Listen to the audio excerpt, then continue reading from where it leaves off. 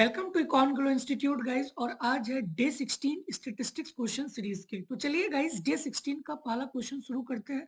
तो first question यहाँ पे गिवन है कि if x has the probability density fx equal to k into e पे power -3x for x must be a positive 0 elsewhere, find the value of k and the probability x is greater than 0.5 and less than equal to 1।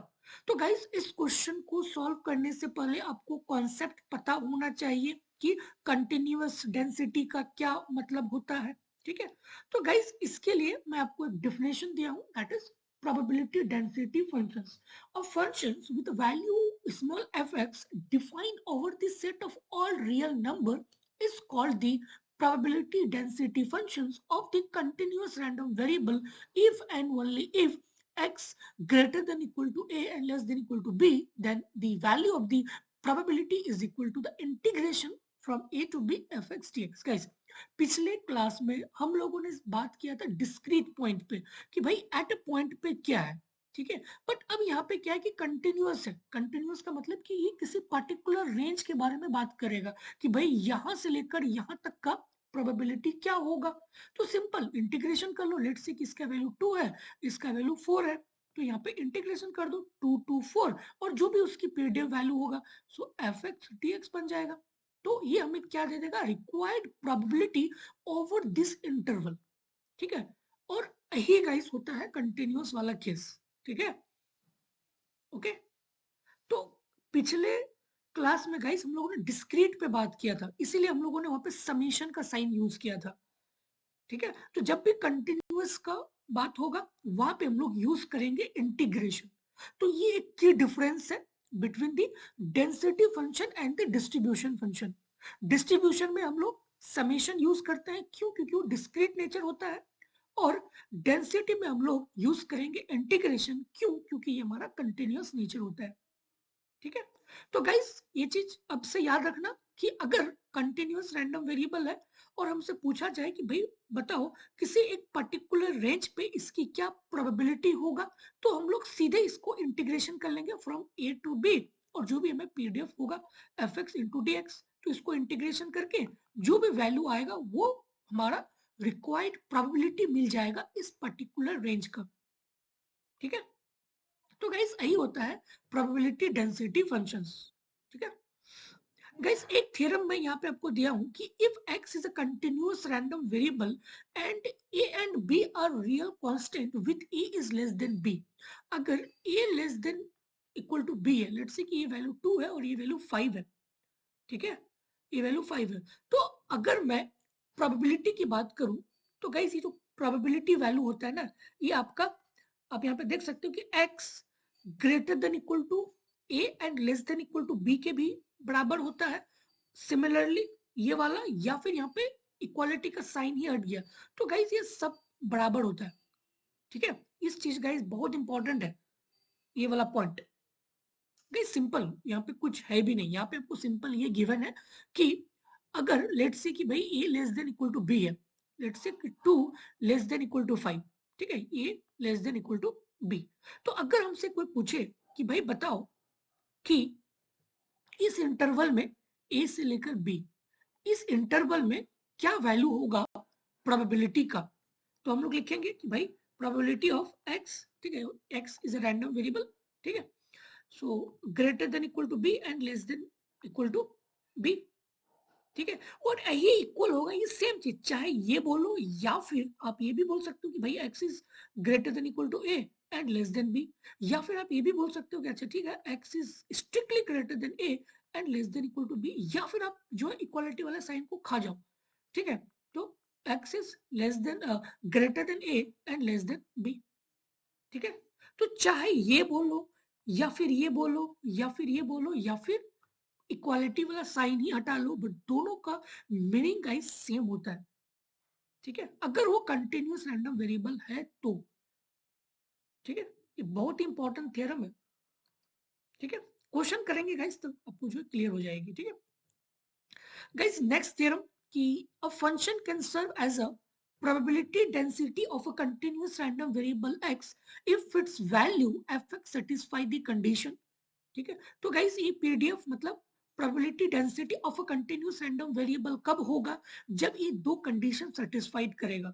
पहला condition कि उसका जो PDF value है वो always positive होना चाहिए in this interval from x minus infinity to plus infinity. और guys जब अगर हम लोग इस पीडीएफ को ऐड कर देंगे from minus infinity to plus infinity f x d x, तो ये ऑलवेज वन होता है ना, ये सेम वही वाला है टोटल प्रोबेबिलिटी। हमें पता है कि जब अगर हम सारे प्रोबेबिलिटी को ऐड कर देते हैं उस पर्टिकुलर इवेंट का, तो हमें टोटल प्रोबेबिलिटी मिल जाता है। और स्टैटिस्टिक्स में टोटल प्रोबेबिलिटी का मतलब ही होता है वन।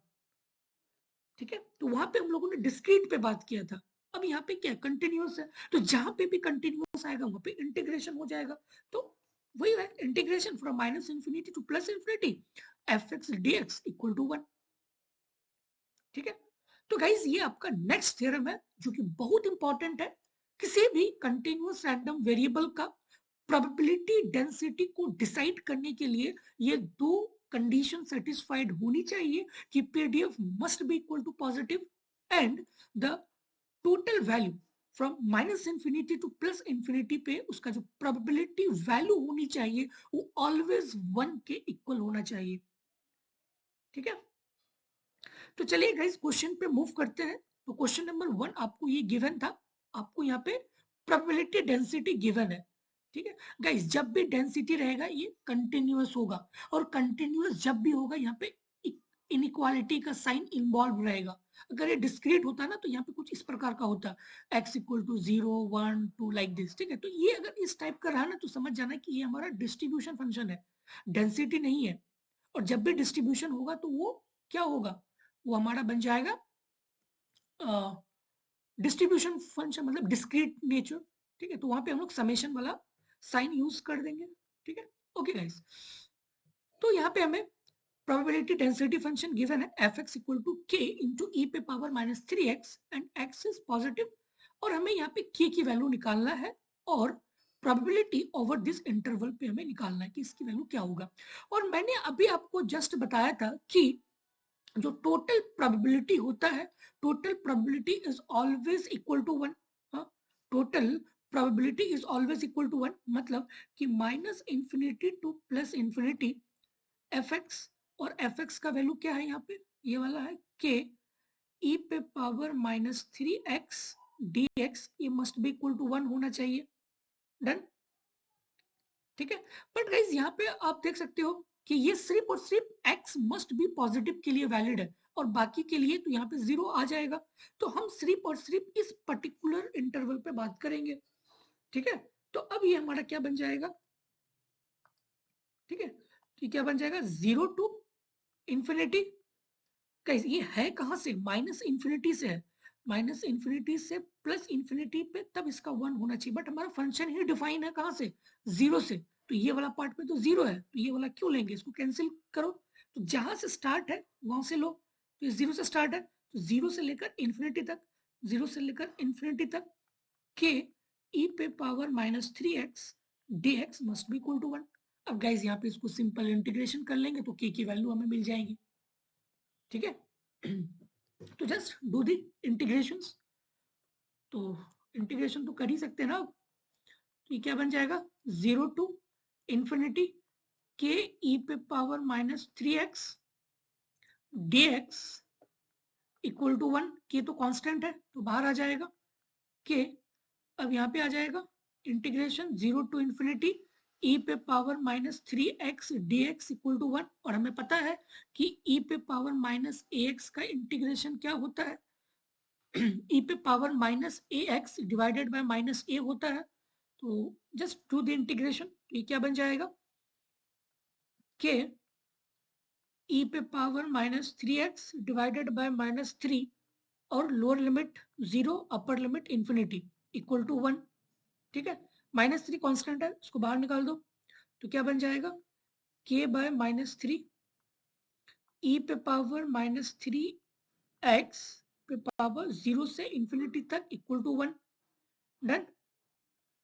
अब यहाँ पे निकाल सकते हैं हम लोग ठीक है, इसको हम लोग इरेज कर लेते हैं।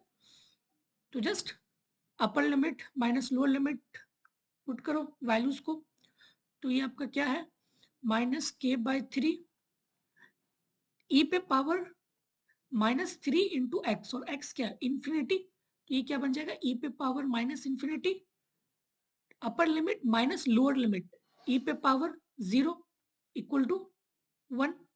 ठीक है, तो ये क्या बन जाएगा माइनस के बाय 3 ई पे पावर माइनस इन्फिनिटी का वैल्यू क्या होता है 0 होता है, तो ये 0 बन जाएगा, माइनस ई पे पावर 0 का वैल्यू क्या होता है 1 होता है, तो ये 1 आ जाएगा इक्वल टू 1। तो यहाँ पे क्या बन जाएगा k बाय 3 इक्वल टू 1, तो इसका मतलब है कि k इक्वल टू 3 आ जाएगा। तो यहाँ पे आपको k का वैल्यू मालूम चल गया कि k इक्वल टू 3। ठीक है, तो ये वाला पार्ट तो डन हो गया कि k इक्वल टू 3 इसका वैल्यू निकल गया।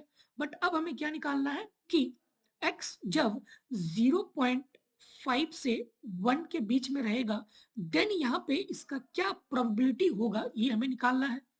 ठीक है, तो गाइस पता है कि अगर हम प्रोबेबिलिटी निकालते हैं तो जस्ट इंटीग्रेशन यूज करते हैं from a to b fx dx, तो हमें उस पर्टिकुलर इंटरवल का प्रोबेबिलिटी मिल जाता है। तो गाइस जस्ट डेफिनेशन यूज करो प्रोबेबिलिटी डेंसिटी फंक्शन का, then you will get the required probability over this range. ठीक है, ओके, तो पार्ट इसी का ही पार्ट भी हम लोग सॉल्व करते हैं कि हमें कहां से कहां तक निकालना है 0.5 से 1 के बीच में। तो 0.5 से 1 के बीच में, तो 0.5 मतलब a to b fx dx, तो fx की वैल्यू क्या है fx की k e पे पावर माइनस 3x, तो पुट करो यहाँ पे k e पे पावर माइनस 3x dx। ठीक है, तो अगर हम लोग इसको इंटीग्रेट कर देंगे इस पर्टिकुलर इंटरवल पे, इस पर्टिकुलर रेंज पे, तो हमें जो है इस रेंज का जो है प्रोबेबिलिटी मिल जाएगा। ठीक है, और हमें k का वैल्यू तो पता है, k का वैल्यू 3 आया था, तो यहाँ पे जस्ट पुट करो 3, जस्ट पुट 3, तो यहाँ पे k के जगह में जस्ट यहाँ पे 3 पुट कर दो, तो क्या बन जाएगा 3। ठीक है, तो 3 क्या है कांस्टेंट है, तो ये बाहर आ जाएगा, तो 3 बाहर आ गया फ्रॉम माइनस सॉरी 0.5 से 1 e पे पावर माइनस 3x dx आ गया। ठीक है, अब गाइस इसको सिंपल इंटीग्रेशन कर लो, तो इंटीग्रेशन कर लेंगे तो क्या हो जाएगा 3 e पे power minus 3x divided by minus 3 and lower limit and upper limit. ठीक है, तो जस्ट इसका वैल्यू पुट करो, तो माइनस 3 है बाहर आ जाएगा, तो 3 बाय माइनस 3। ठीक है, तो e पे power minus 3 into 1 minus that is upper limit minus lower limit, तो e पे पावर माइनस 3 इंटू 0.5। ठीक है, तो ये 3 कैंसिल हो गया, बचा क्या यहाँ पे माइनस 1, और यहाँ पे e पे power minus 3 minus minus minus e पे पावर माइनस 1.5, माइनस 1.5, ये माइनस को अंदर लेके जाओ तो क्या बन जाएगा माइनस ई पे power minus 3 minus minus plus e पे पावर माइनस 1.5। ठीक है, तो गाइस ये आपका वैल्यू आ जाएगा इस पर्टिकुलर रेंज पे, जो आपका जो रिक्वायर्ड प्रोबेबिलिटी होगा दैट विल बी दिस। ठीक है, तो ये आपका रिक्वायर्ड प्रोबेबिलिटी बन जाएगा।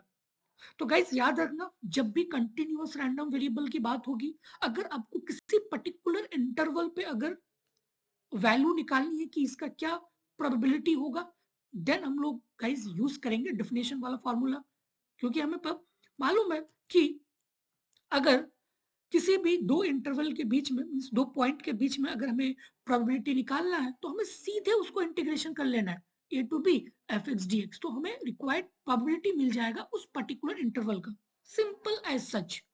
ठीक है, अब और गाइस यहाँ पे अगर कोई एक अननोन वैल्यू रहेगा, जैसे यहाँ पे k क्या एक अननोन वैल्यू है, तो इसको फाइंड आउट करने के लिए गाइस आप यूज करना ये वाला थ्योरम 2, थ्योरम 2 का कंडीशन नंबर 2, क्योंकि हमें पता है कि भाई टोटल प्रोबेबिलिटी क्या होता है ऑलवेज 1 के इक्वल होता है, तो जो भी आपको कंडीशन दी रहेगी क्वेश्चन में वो वाला इंटरवल यूज कर लेना and you will get the value of के, तो के की वैल्यू पुट कर देना, और जो भी क्वेश्चन में आपको गिवन रहेगा जो भी इंटरवल, उस इंटरवल का आपको प्रोबेबिलिटी मिल जाएगा with the help of just by doing the integrations. ठीक है, तो वही चीज हम लोगों ने यहाँ पे किया कि यहाँ पे सबसे पहले हमको की का वैल्यू निकालना था, तो गाइस हम लोगों ने यूज किया टोटल प्रोबेबिलिटी कि भाई टोटल जो है ऑलवेज 1 के इक्वल होता है। तो 0 टू इन्फिनिटी, क्यों? क्योंकि ये 0 से स्टार्ट है, तो हम लोगों ने इसीलिए यहाँ पे 0 से स्टार्ट किया। तो सिंपल इसको इंटीग्रेशन किए तो हमें के का वैल्यू मिल गया। तो के का वैल्यू यहाँ पे पुट किए, जो भी इंटरवल पे हमें क्वेश्चन पूछा गया था कि भाई 0.5 से लेकर 1 के बीच का क्या प्रोबेबिलिटी होगा, देन हम लोगों ने इसको यूज किया यहाँ पे, ठीक है, upper limit and lower limit, then again integration किए तो हमें ये वैल्यू मिल गया।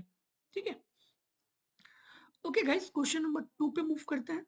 तो क्वेश्चन नंबर 2 है कि the PDF of a random variable is given by fx equal to c by root x for x is greater than equal to 0 and less than equal to 4, sorry not equal to, less than, strictly less than 4, 0 elsewhere, find the value of c। तो guys simple यहाँ पे आपको c का value calculate करना है।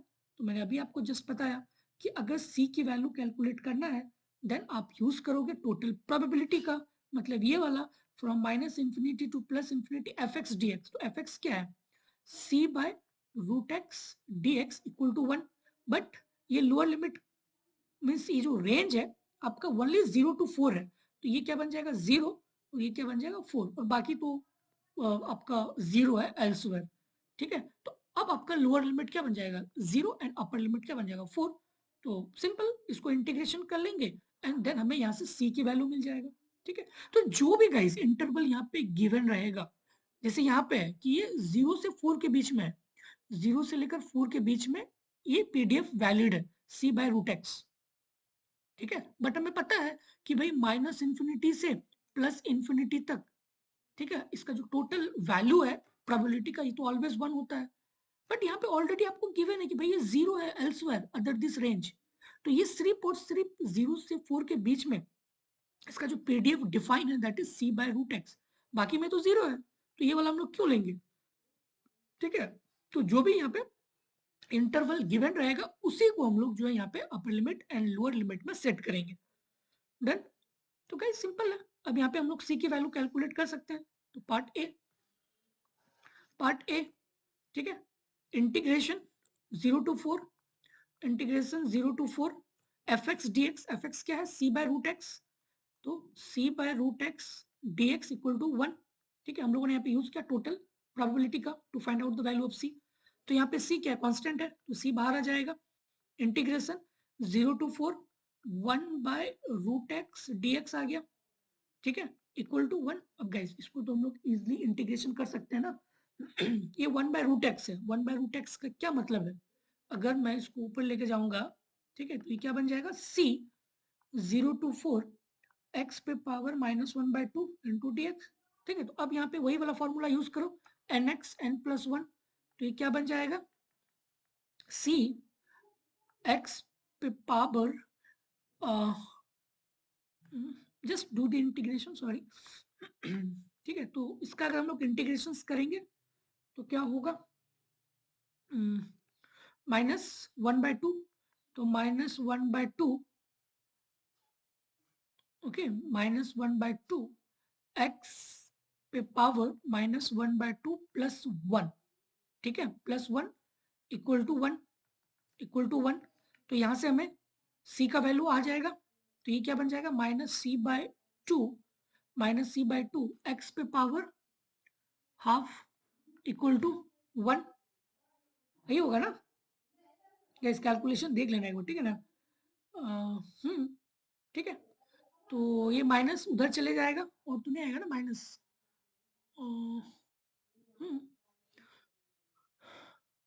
ठीक है, जो भी इसका वैल्यू आएगा, ठीक है, इसको एक बार वैल्यू, एक सेकंड, इसको एक बार अच्छे से सॉल्व ही कर लेते हैं, ठीक है, ताकि कोई कंफ्यूजन ही ना रहे। ठीक है, तो हम लोगों ने जस्ट यहाँ पे यूज किया upper limit and lower limit and then use the integration. तो गाइस इसको जब अगर हम लोग इंटीग्रेशन करेंगे तो क्या हो जाएगा, c तो मेरा बाहर आ गया, 0 to 4 x पे पावर -1/2 dx। ठीक है, तो ये c x पे पावर -1/2 -1/2 प्लस 1 ना, प्लस 1 डिवाइडेड बाय 1/2। ठीक है, एंड लोअर लिमिट आ गया 0 to 4 इक्वल टू 1। ठीक है, तो जस्ट यहाँ पे हम लोग यूज करेंगे upper limit minus lower limit, तो यहाँ पे क्या बन जाएगा c, और ये 2 ऊपर चले जाएगा तो क्या बन जाएगा 2c। ठीक है, 2c आ जाएगा, और यहाँ पे x पे power half 0 to 4 equal to 1, तो क्या बन जाएगा 2c, मतलब रूट x है तो रूट x, तो अपर लिमिट क्या बन जाएगा 2 माइनस 0 इक्वल टू 1, तो यहाँ से c का वैल्यू क्या आ जाएगा 1/4। ठीक है, सिंपल। ओके, तो हम लोगों ने यहाँ पे सिंपल इंटीग्रेशन किया। ठीक है, देन हमें यहाँ पे रिक्वायर्ड वैल्यू ऑफ c मिल गया। ओके, तो गाइस अब आपको c की वैल्यू मिल गया, then find out the value of x less than 1/4। तो क्वेश्चन नंबर बी, अब हमें निकालना है कि what is the probability when x is less than 1/4। ठीक है, तो गाइस हमें पता है डेफिनेशन वाला कि अगर हमें किसी भी दो इंटरवल के बीच में, ठीक है, अगर प्रोबेबिलिटी निकालना है देन हम लोग डायरेक्ट यूज कर देंगे वो वाला पॉइंट कि अगर हमें यहाँ पे a है यहाँ पे b है और इस इंटरवल पे हमें निकालना क्या है प्रोबेबिलिटी, तो हमें पता है कि भाई a to b fx dx कर देंगे तो हमें ये रिक्वायर्ड प्रोबेबिलिटी मिल जाएगा। ठीक है, तो गाइस हमें पता है कि ये जो वैल्यू है ये कहां से स्टार्ट हो रहा है, 0 से स्टार्ट हो रहा है। ठीक है, 0 से स्टार्ट हो रहा है, तो ये क्या बन जाएगा 0 to 1/4, 0 to 1/4 fx dx। तो fx क्या है, fx क्या है c/√x, तो c का तो वैल्यू आपको पता है। ठीक है, c का वैल्यू 1/4, तो पुट करो यहाँ पे 1/4√x, तो ये क्या बन जाएगा 1/4√x into dx। Okay okay, तो जस्ट यहाँ पे वैल्यूज को पुट करो एंड देन इंटीग्रेशंस, तो 1/4 अगेन कांस्टेंट है तो बाहर आ जाएगा, और इंटीग्रेशन 0 से लेकर 1/4 1/√x dx। ठीक है, तो अगेन 1/√x का हम लोग फिर इंटीग्रेशन करेंगे and then you will get the required value. ठीक है, तो अगेन 1/4 एंड 1/√x। ठीक है, तो 1/√x का क्या बन जाएगा इंटीग्रेशंस, अगेन x पे power 1/2 and lower limit 0 and upper limit 1/4। तो अगेन यहाँ पे हम लोग पुट करेंगे upper limit and lower limit, then you will get the required probability. तो इसको गाइस जब सॉल्व करोगे then you will get the value as a 1/4। ठीक है, सिमिलरली गाइस यहाँ पे आपको कि भाई x इज ग्रेटर देन 1, मतलब 1 से लेकर कहां तक, क्योंकि ये तो 4 तक ही वैलिड है, तो 1 से लेकर 4 c/√x into dx, और c का वैल्यू आपको पता है कि c का वैल्यू दैट इज 1/4। तो अगेन इसको हम लोग इंटीग्रेशंस कर लेंगे, अपर लिमिट लोअर लिमिट लगा देंगे, then you will get the required probability over this interval. ठीक है, तो ये इनइक्वालिटी को भी ध्यान से देखना है कि जैसे यहाँ पे x इज ग्रेटर देन 1, तो ये मत कर देना कि हाँ 1 से लेकर इंफिनिटी तक, नहीं, जिस भी रेंज पे आपका पीडीएफ डिफाइन है उसी रेंज तक का आपको वैल्यूज को लेना है इस अपर लिमिट तक।